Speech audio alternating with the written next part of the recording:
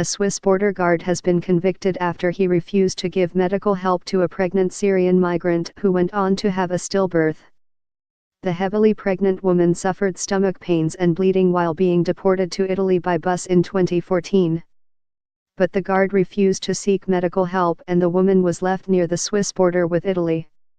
He was convicted of charges including negligence and given a 6-month sentence and fine, both suspended. During the trial, prosecutors accused the guard and his subordinates of lacking all humanity in their treatment of the woman, who was 7 months pregnant, reported news site swissinfo.ch.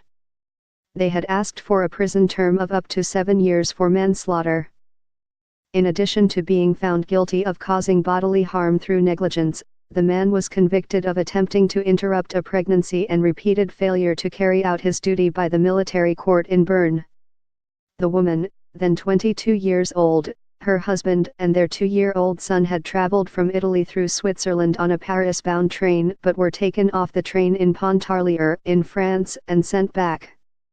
In Vallorbe, Switzerland, on July 4 they were then put on a bus for the long journey back to Italy, escorted by the border guards.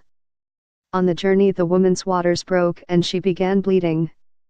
But the senior guard ignored her plight and continued the journey to the border. According to one report, he did not want to be late home. Despite their increasingly panicked protestations, the woman and her family were left at Brigg station to await a train to take them across the border to the Italian town of Domodossola, where the woman collapsed on the platform.